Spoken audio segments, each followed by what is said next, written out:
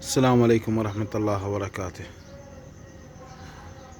إن شاء الله بدينا نسوي محمية مال طيور الحب أو الباجي.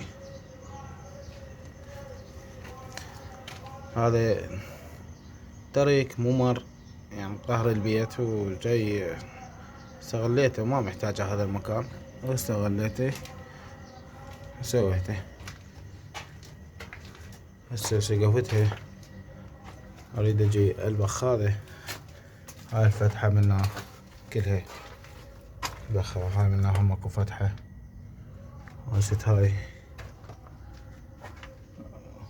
واصبخها. هاي تقريبا العرض مالتها 90 سنتيم، والطول مالتها تقريبا 8 امتار. وهاي اخلي طيور البيوت مال طيور الحشوش خليها من هاي الصفحة ومن هاي الصفحة خليهن. وهاي الارضية راح ازرعها، بس يعني زرع شي شلون، ولا هو الزرع راح ينوكل، بس انا شو اسوي؟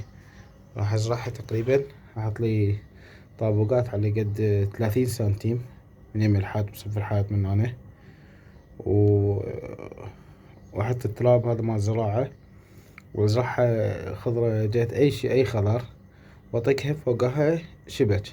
اللي يطلع فوق الشبك خلي ياكلن الطيور، داخل الشبك اهم شي يعني الزرع ما يموت، لان راح ياكلنه. وهم شوية برودة الهم السقف مالتين من هذا الخشب القوي،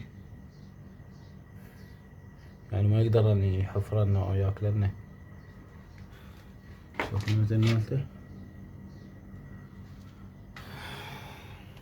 صارت كلش قوية الحمد لله بالشكل. بعد بس الواجهة مالتها، الواجهة اسويها، واحط انارة اسوي لي بيها، واصبخها ولبخ يعني بعد ترتيبات بيها. بس الشي الاساسي كملناه ان شاء الله، ما بقى لها شي. انطونا رايكم بيها، شنو رايكم بيها؟ نحط طيور الحب الباجي او طيور المغردة مثل الكناري، الحسون، الفنجس؟ شنو رايكم؟